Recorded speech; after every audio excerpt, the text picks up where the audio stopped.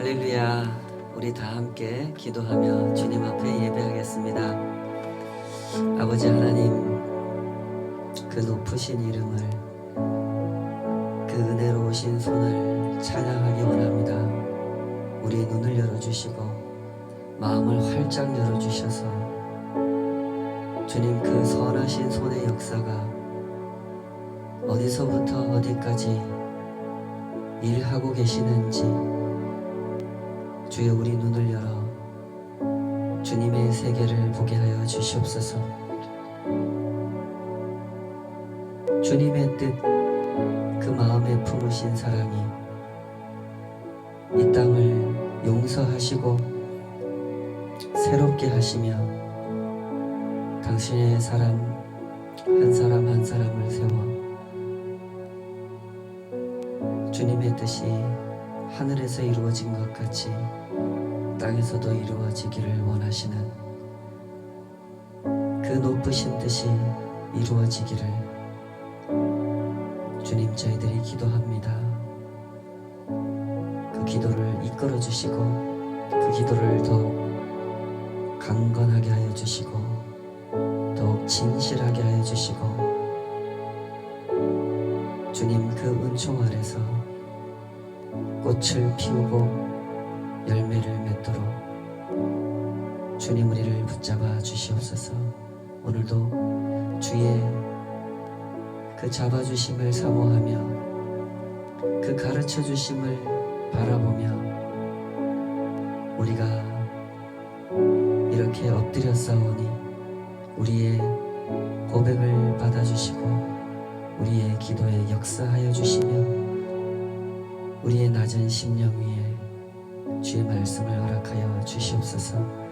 온전히 홀로 영광 받으시며 주님께서 받으시는 그 영광을 더욱 흠모하고 높여 부르는 마음, 그 고백으로 나아가는 한 사람 한 사람 그 예배를 받아 주시옵소서.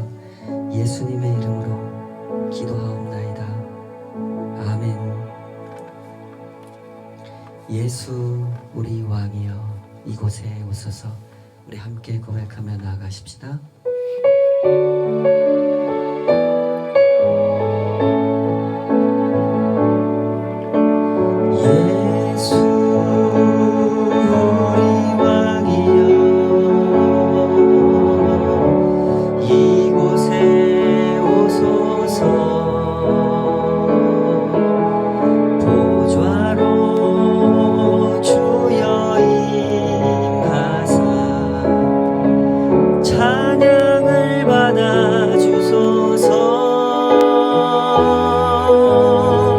주님을 찬양하며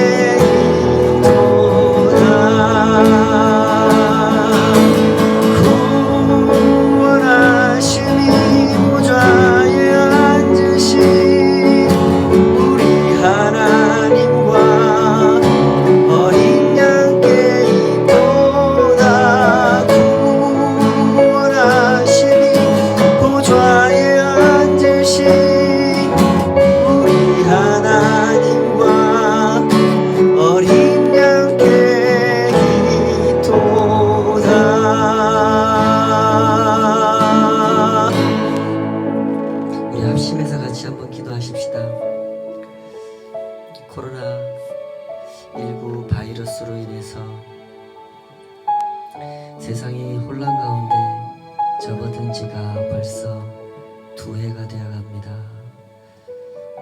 그동안의 시간들을 돌아보며 우리 함께 기도했으면 좋겠습니다. 정직한 마음으로 어떻게 살아왔는지 돌아볼 수 있기를 원합니다.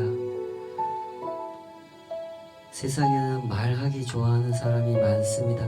남들보다 더 많이 알고 있는 것처럼, 더 정확하게 전망할 수 있는 것처럼 세상이 이렇게 갈 것이라고 말하지만 우리는 2년 동안 지켜봤습니다. 그런 말들이 별로 믿을 만한 말이 아니라는 것을, 어떤 경우에는 절대로 믿으면 안 되는 말들도 많았습니다. 사람들이 이렇습니다. 모르는 것을 아는 것처럼, 아는 것을 모르는 것처럼 대하며 살아갑니다. 우리가 사람이라는 것, 하나님만이 오직 하나님이시라는 것, 우리는 그 사실을 알면서도 모르는 것처럼, 어쩌면 하나님의 백성들조차도 구원하심이 보좌에 앉으신 하나님과 어린 양께 있도다, 이 노래를 따라 부르면서도 한 치 앞도 내다볼 수 없는 내 인생을, 이 세상의 역사를 마치 우리가 잘 알고 있는 것처럼 내가 나 스스로를 구원할 수 있고 내 계산대로, 내 계획대로, 준비한 대로 사라질 수 있을 줄 알고 그 교만한 계산을 내려놓지 못하는, 어쩌면 우리도 그렇게 살아왔는지 모르겠습니다. 우리 이 시간 같이 기도하십시다. 주님 앞에 우리가 얼마나 알아야 하는 것을 정직하게 인정하지 않고 모르는 것을 모른다고 겸손히 엎드리지 않고 살아가는지 주님, 그것을 돌아볼 수 있게 하여 주시옵소서. 그리하여 이 혼란스러운 때에 기도를 배워가게 하여 주시옵소서. 주님을 믿고 살아간다는 것이 무엇인지 정직한 마음으로 배워가도록 주님 우리를 인도하여 주시옵소서.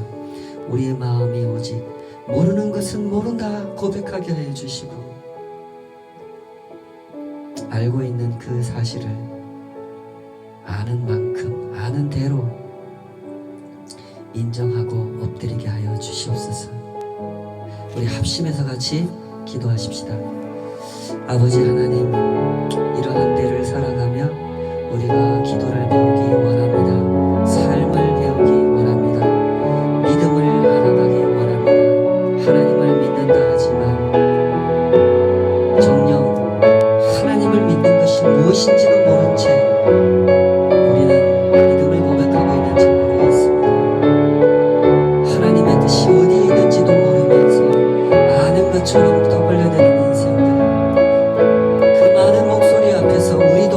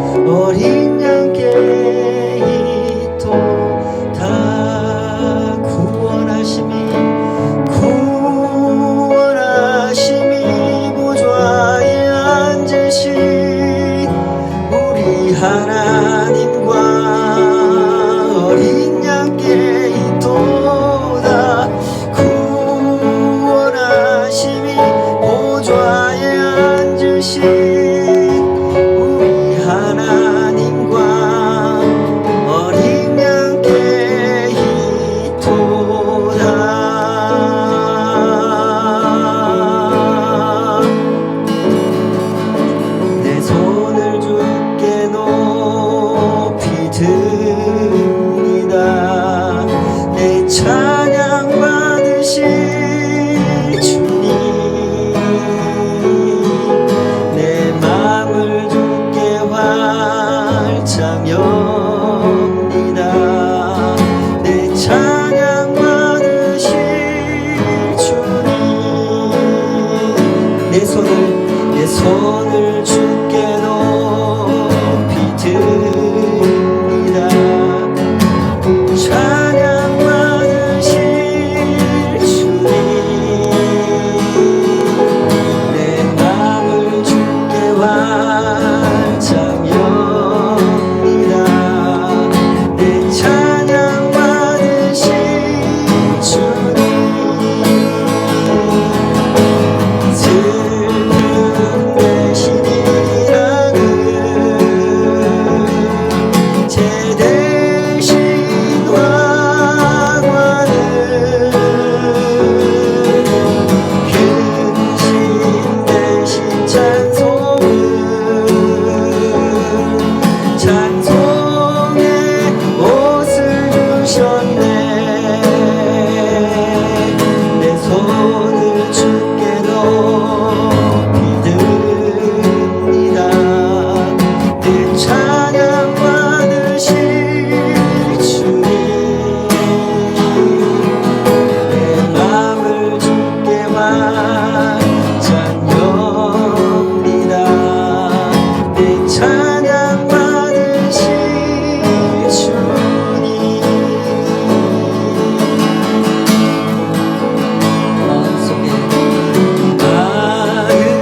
마음속에 근심 있는 사람 주 예수 앞에 다뢰어라. 슬픈 마음 있을 때에라도 주 예수께 아뢰라. 주 예수 앞에 다뢰어라. 주 우리의 친구니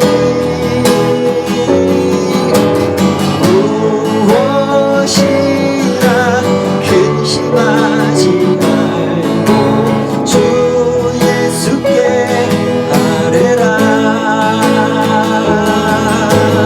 눈물 나며 깊은 한숨 쉴 때 주 예수 앞에 다뢰어라. 은밀한 죄 내게 있더라도 주 예수께 아뢰라. 주 예수 앞에 다뢰어라. 주 우리의 친구니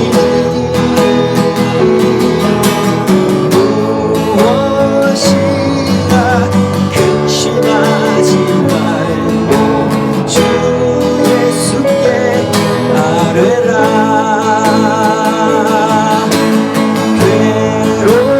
괴로움과 두려움이 있을 때에 주 예수 앞에 다뢰어라. 내일 일을 염려하지 말고 주 예수께 아뢰라. 주 예수 앞에 다뢰어라. 주 우리의 친구니 무엇이나 근심하지 말고 주 예수께 아뢰라. 주 예수 앞에 주 예수 앞에 다뢰어라. 주 우리의 친구니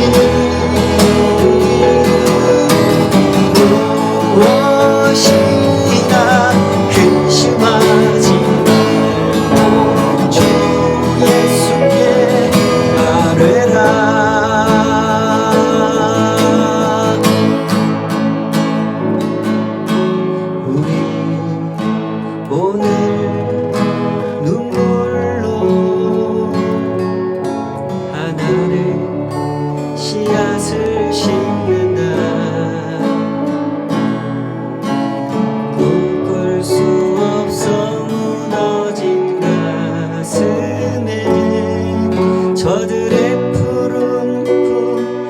다시도 달아도 우리 함께 땀 흘려 소망의 길을 만든다. 내일로 가는 길을 찾지 못했던 저들 노래하며 달려갈 그 길, 그날에 우린 보리라. 새벽 이슬 같은 저들 일어나.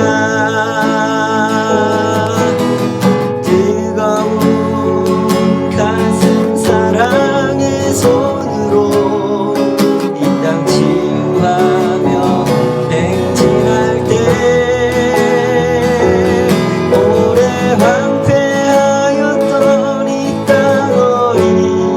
어디서나 순결한 꽃들 피어나고 푸른 의의 나무가 가득한 세상 우리 함께 보리라. 우리 다시 한번 고백합시다. 우리 눈물로 하나의 씨앗을 심는다. 꿈꿀 수 없어 무너진 가슴에 저들의 푸른 꿈 다시도 닫아두어 우리 함께 땀 흘려 소망의 길을 만든다. 내일로 가는 길을 찾지 못했던 저들 노래하며 달려갈 그 길, 그날에 우린 보리라. 새벽 이슬 같은 저들 일어나. 뜨거운 가슴 사랑의 손으로 이 땅 치유하며 행진할 때 오래 황폐하였던 이 땅 어디서나 순결한 꽃들 피어나고 푸른 의의 나무가 가득한 세상 우리 함께 보리라. 오래 황폐하였던 이 땅 어디서나 순결한 꽃들 피어나고 푸른 의의 나무가 가득한 세상 우리 함께 보리라. 우리 함께 보리라. 우리 함께 보리라.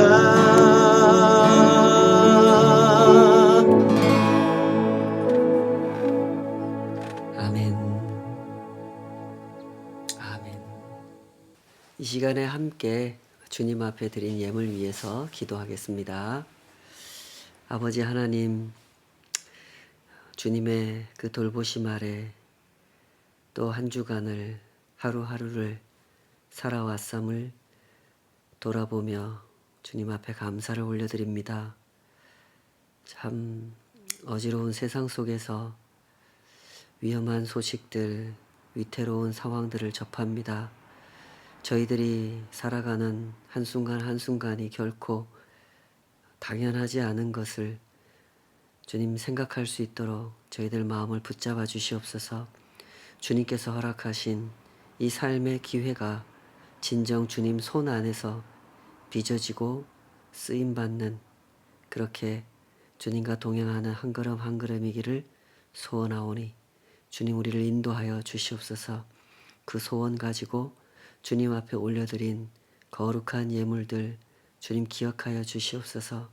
그 위에 하나님의 은총이 얼마나 충만하게 임하였는지 또 이 모든 것이 사용되는 그곳에서 또한 하나님의 그 은총을 얼마나 신실하게 나타내 주실 것인지 주님 우리가 그것을 바라보게 하여 주시옵소서.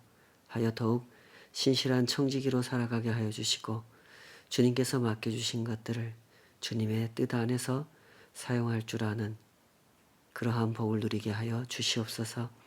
우리의 드림을 어여삐 여겨주시고 그 위에 은혜의 은혜를 더하여 주시는 그 변함없는 사랑의 손길 앞에 이 모든 감사를 올려드리오며 예수님의 이름으로 기도하옵나이다. 아멘. 이 시간에 같이 하나님 말씀 보시겠습니다. 하나님 말씀은 누가복음 11장 27절에서 36절까지 말씀입니다. 누가복음 11장 27절에서 36절까지 찾으신 줄 알고 다 같이 한 목소리로 읽겠습니다. 시작. 이 말씀을 하실 때에 무리 중에서 한 여자가 음성을 높여 이르되 당신을 뵌 태와 당신을 먹인 젖이 복이 있나이다 하니 예수께서 이르시되 오히려 하나님의 말씀을 듣고 지키는 자가 복이 있느니라 하시니라. 무리가 모였을 때에 예수께서 말씀하시되 이 세대는 악한 세대라. 표적을 구하되 요나의 표적밖에는 보일 표적이 없나니 요나가 니느웨 사람들에게 표적이 됨과 같이 인자도 이 세대에 그러하리라. 심판 때에 남방 여왕이 일어나 이 세대 사람을 정죄하리니 이는 그가 솔로몬의 지혜로운 말을 들으려고 땅 끝에서 왔음이거니와 솔로몬보다 더 큰 이가 여기 있으며 심판 때에 니느웨 사람들이 일어나 이 세대 사람을 정죄하리니 이는 그들이 요나의 전도를 듣고 회개하였음이거니와 요나보다 더 큰 이가 여기 있느니라. 누구든지 등불을 켜서 속에나 말 아래에 두지 아니하고 등경 위에 두나니 이는 들어가는 자로 그 빛을 보게 하려 함이라. 내 몸의 등불은 눈이라. 내 눈이 성하면 온 몸이 밝을 것이요 만일 나쁘면 내 몸도 어두우리라. 그러므로 내 속에 있는 빛이 어둡지 아니한가 보라.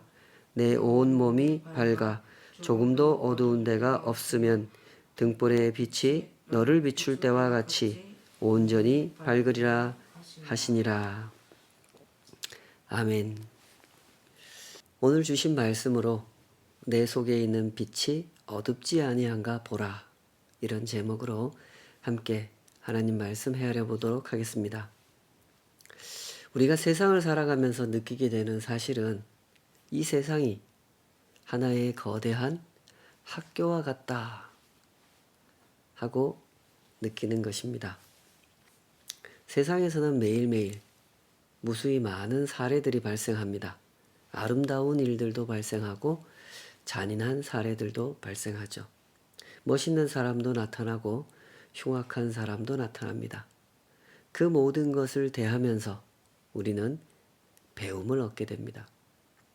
어떤 일은 쉽지만 나쁜 일이고 어떤 일은 힘들지만 좋은 일이라는 것을 배우게 되죠.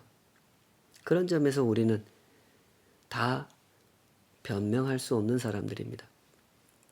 옳고 그름을 분별하지 못할 만큼 배우지 못한 사람은 없기 때문이죠. 그때 그 유대인들도 그랬습니다. 예수님 앞에 서 있던 유대인들. 그들도 보는 눈이 있었고 듣는 귀가 있었습니다. 보고 듣는 일을 통해서 그들은 분별할 수 있었고 실제로 분별하면서 살았습니다. 그러나 그들은 대단히 잘못 분별하면서 살았죠. 잘못 분별했기 때문에 자신들에게 주어진 엄청난 기회를 거절하면서 살았습니다. 자신들에게 찾아오신 하나님의 아들 예수님을 거절하고 있었던 거죠. 오늘 예수님께서 만져주시려고 하는 것이 바로 이런 얘기입니다. 그때 그 유대인들은 예수님께서 보여주신 이적을 봤단 말이죠. 귀신이 쫓겨나가고 병자가 낫는 것을 봤습니다. 그리고 예수님 말씀을 들었습니다. 하나님의 나라가 어떤 나라인지, 무엇을 추구하고 어떻게 경험하는 나라인지를 배웠죠. 그러나 듣기만 했습니다.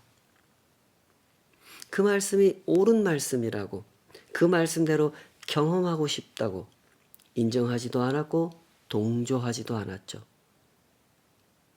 그들은 오히려 예수님을 몰아세웠습니다. 예수님께서 귀신을 쫓아내신 것은 귀신의 힘을 빌려서 귀신을 쫓아낸 것이다. 이렇게 우기면서 우리가 인정할 만한 다른 표적, 하늘로부터 내려오는 표적, 그거 보여달라. 그러면 믿어주겠다. 라는 식으로 예수님을 몰아세웠죠. 때문에 예수님께서 오늘 이 말씀을 하시게 됩니다. 누가복음 11장 29절 30절 다시 한번 이 구절 읽어보실까요? 시작. 무리가 모였을 때에 예수께서 말씀하시되 이 세대는 악한 세대라. 표적을 구하되 요나의 표적밖에는 보일 표적이 없나니 요나가 니느웨 사람들에게 표적이 됨과 같이 인자도 이 세대에 그러하니라. 사람들은 보통 예수님에 대해서 착각할 때가 많죠. 예수님은 언제나 우리를 너그럽게 받아주시는 분이라고 착각을 합니다. 그러나 보시다시피 예수님은 이런 분입니다. 예수님을 거절한 사람들을 향하여 호되게 꾸지람을 하시죠. 다가올 심판을 일깨우시면서 경고의 말씀도 하셨습니다. 이 세대는 악한 세대라. 표적을 구하되 요나의 표적밖에는 보일 표적이 없나니 요나가 니느웨 사람들에게 표적이 됨과 같이 인자도 이 세대에 그러하리라.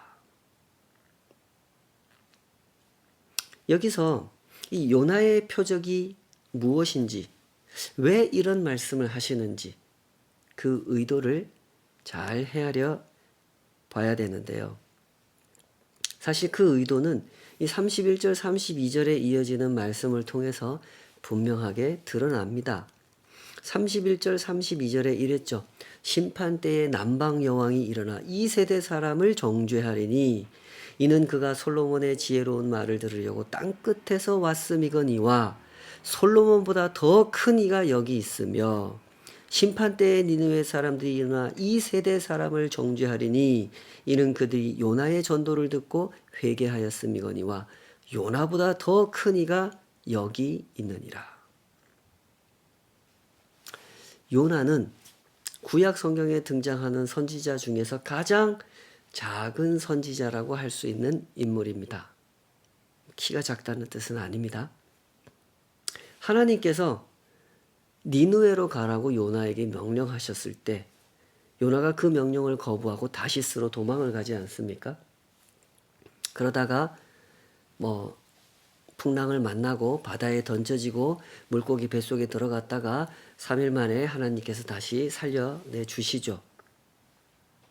그렇게 해서 우여곡절 끝에 요나는 니느웨로 갑니다.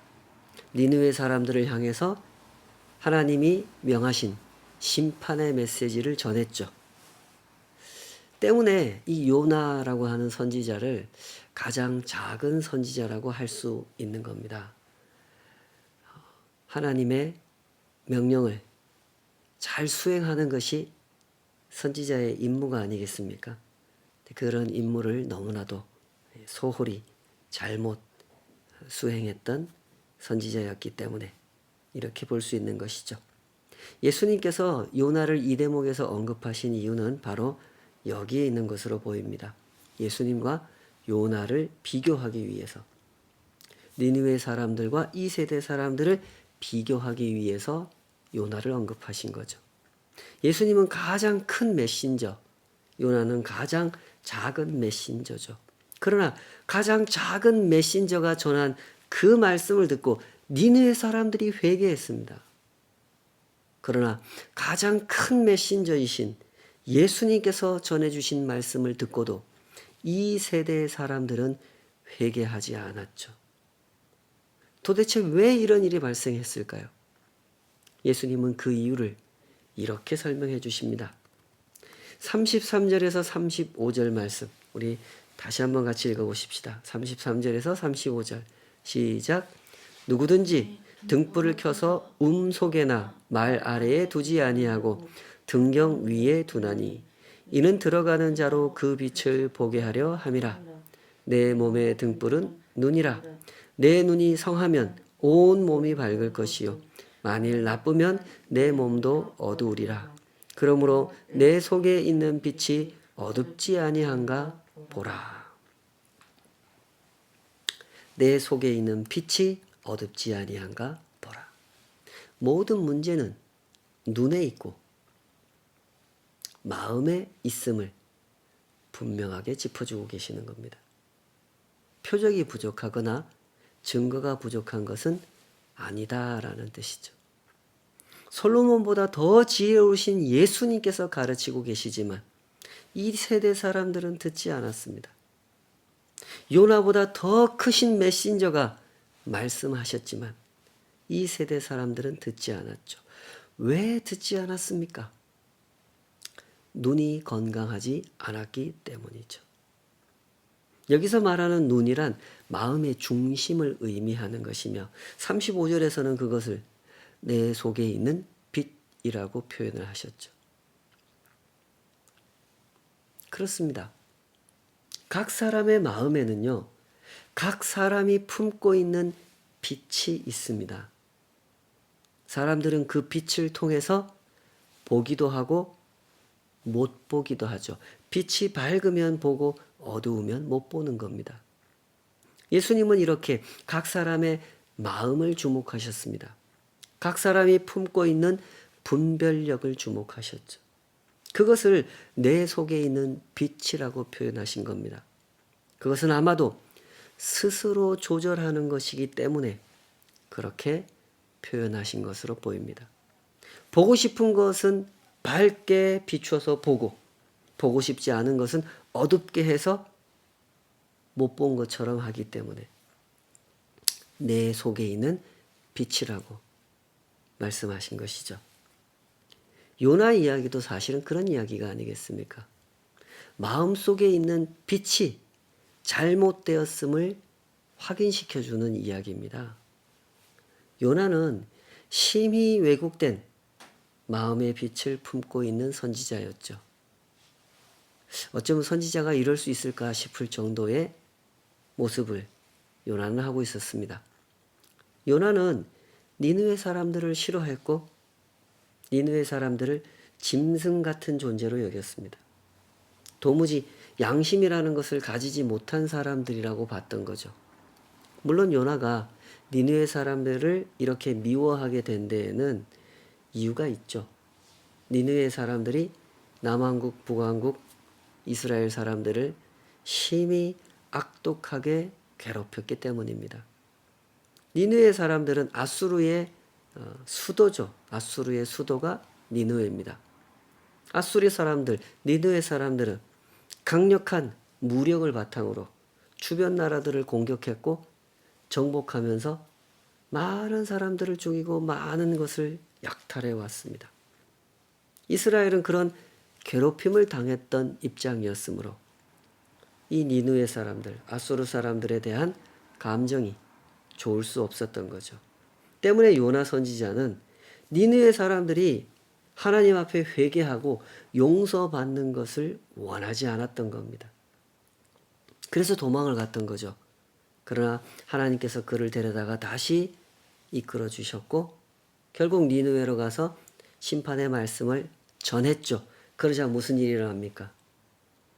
아수르의 왕부터 시작해서 모든 사람들이 하나님 앞에 나와서 회개했고 결국 하나님께 용서를 받게 되었죠. 그때 요나가 어떻게 했습니까? 요나는 하나님께 화를 냈습니다. 하나님, 저 죽여주세요.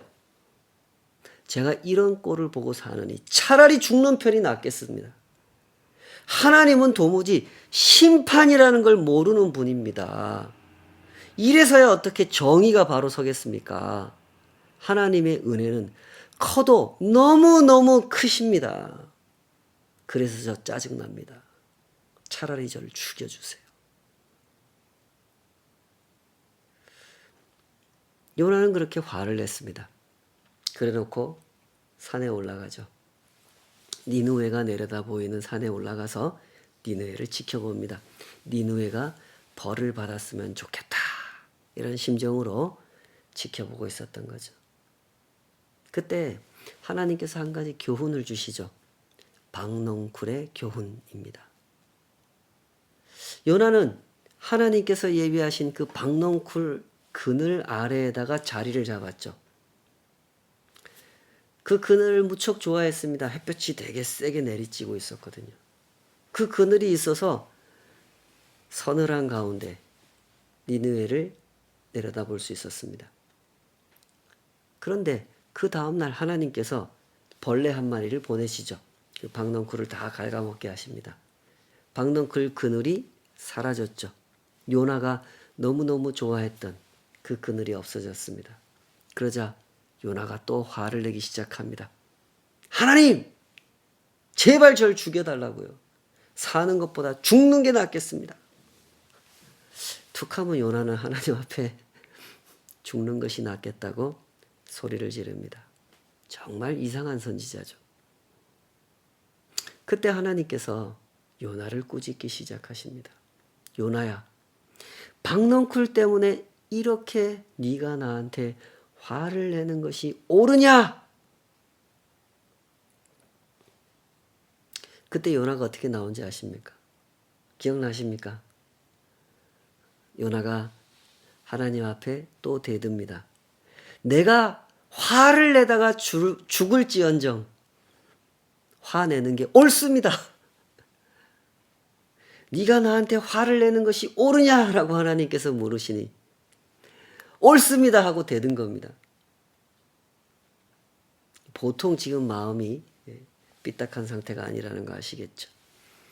그러자 하나님께서 요나에게 이 말씀을 하시면서 요나서는 끝이 납니다. 요나서 4장 10절 11절 여호와께서 이르시되 내가 수고도 아니하였고 재배도 아니하였고 하룻밤에 났다가 하룻밤에 말라버린 이 박넝쿨을 아꼈거든 하물며 이 큰 성읍 니느웨에는 좌우를 분별하지 못하는 자가 12만여 명이요 가축도 많이 있나니 내가 어찌 아끼지 아니하겠느냐 하시니라.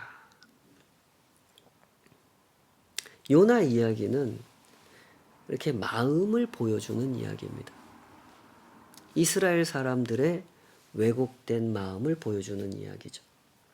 하나님의 은혜가 이스라엘에 임하는 것은 당연한 것으로 받아들이고 하나님의 은혜가 아수르에 니느웨에 임하는 것은 죽기보다 싫은 마음을 품었던 사람들.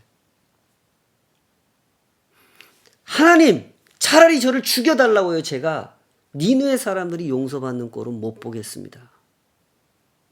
이런 마음을 품고 살았던 사람들. 너무나도 이중적이고 너무나도 자기중심적인 마음을 보여주는 그런 이야기가 요나 이야기죠. 지금 예수님 앞에서 이 표적을 구하고 있는 유대인들의 마음도 그와 같습니다. 그들은 예수님을 싫어했습니다. 왜 싫어했습니까? 자꾸만 은혜를 말씀하시고 용서를 말씀하셨기 때문에 싫었던 겁니다.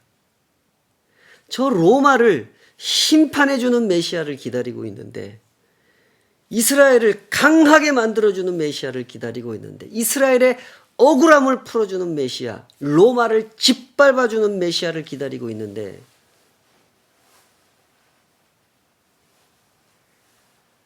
사람들이 관심을 보이고 있는 이 예수라는 사람이 자꾸만 엉뚱한 소리를 한단 말이죠.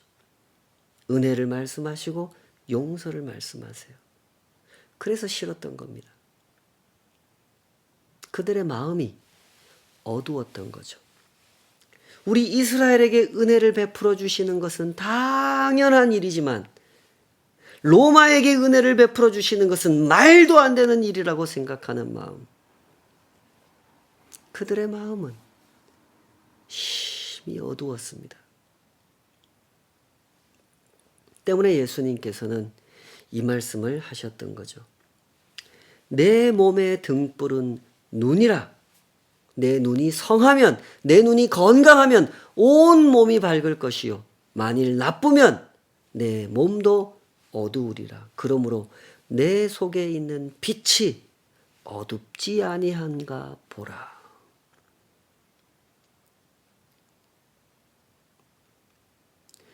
예수님께서는 그들의 마음을 보셨습니다. 얼마나 이중적이고 얼마나 자기중심적인지 얼마나 어두운지를 보셨죠.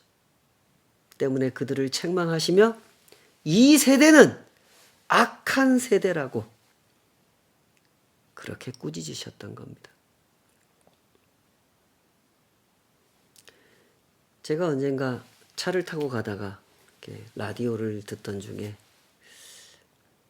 너무 기가 막힌 이야기가 흘러나와서 차를 길가에 대고 받아 적은 적이 있습니다. 12살짜리가 12살이면 초등학교 5학년쯤 되는 나이죠.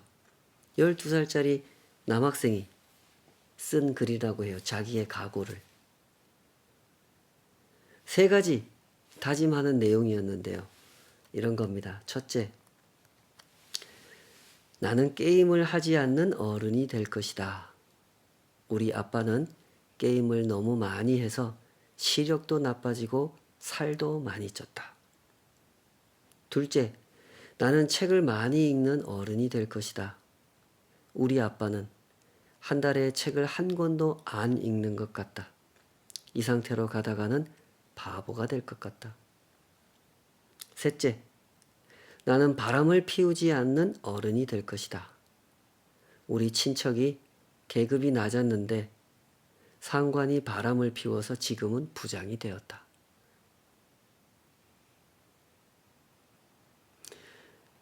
사람은 이런 존재입니다. 우리는 다 보고 배우는 존재들이죠.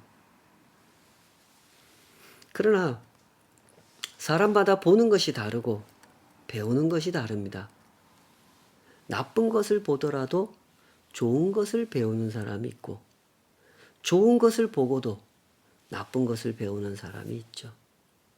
문제는 환경이 아니라 태도라는 것이죠. 무엇을 보느냐 보다는 어떤 눈으로 보느냐 하는 것이 훨씬 더 중요하죠. 그 마음이 원하는 갈망, 그 사람의 중심, 예수님께서 사용하신 표현 그대로 내 속에 있는 빛, 그 사람 속에 있는 빛이 그 사람의 배움을, 그 사람의 인생을 결정하는 것입니다. 예수님께서 말씀하셨죠. 그러므로 내 속에 있는 빛이 어둡지 아니한가 보라. 어둡지 아니한가 보라.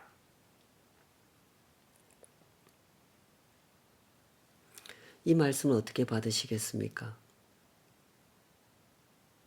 성찰이라고 하는 것은 어려운 일입니다. 내 속에 있는 빛이 어둡지 아니한가 보라. 성찰은 어렵습니다.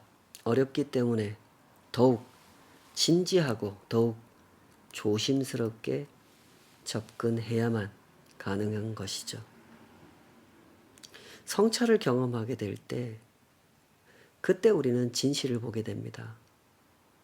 죄에 대하여, 의에 대하여, 심판에 대하여, 은혜에 대하여 진실을 보게 될 것입니다.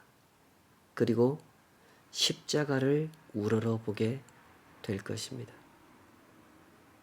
오직 십자가만이 이 세상의 문제를 진실하게 대면하여 볼 수 있도록 이끌어 주시고 오직 예수님만이 우리를 하나님께로, 하나님의 용서로, 하나님의 은혜로 우리를 인도하신다는 사실을 보게 되는 것이죠. 성도 여러분, 부디 이 진실을 보면서 살아가시기를 축복합니다.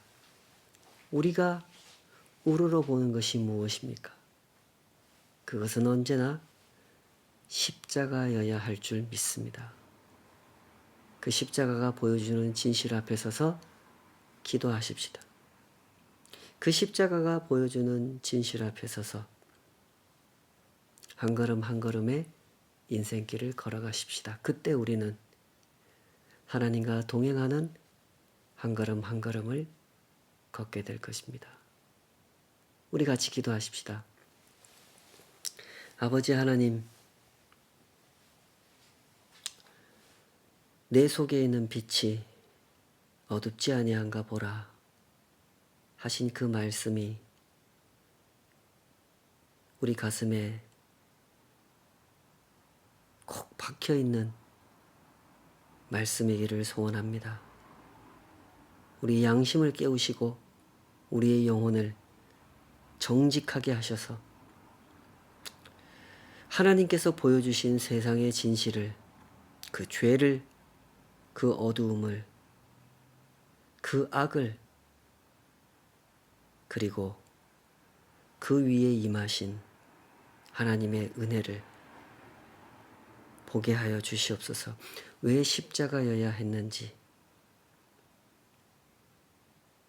예수님께서 왜 모든 능력을 가지신 하나님의 아들께서 왜 그렇게 죽임을 당하시는 방식으로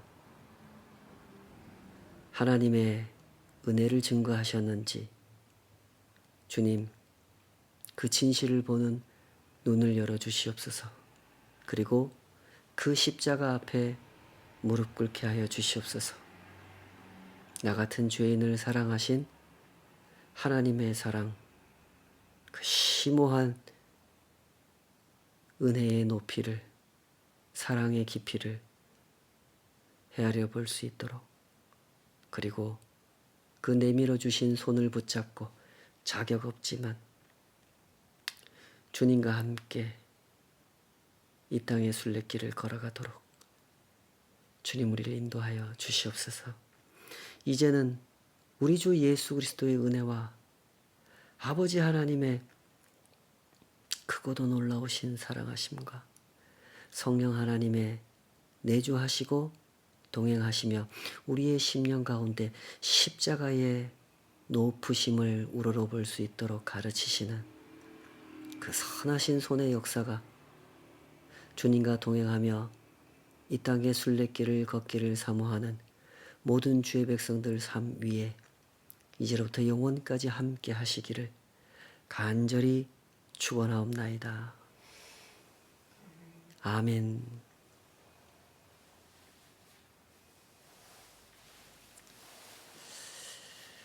감사합니다. 우리 성도님들 한 주간도 강건하시기를 늘 기도하겠습니다. 요즘 또 코로나 때문에 또 새롭게 힘들어지고 있는 시절을 보내고 계시는데요.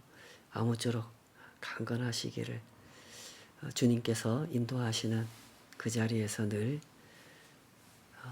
주의 돌보심을 충만하게 만끽하시기를 기도하겠습니다. 함께 기도하시는 그 자리에서 또 우리 툴롱 성도들을 위해서도 기도해 주시고 어려운 가운데 처했다가 회복 중에 있는 하나님의 지체들을 위해서 늘 같이 기도해 주시면 좋겠습니다. 또 뵙겠습니다. 여러분 강건하십시오.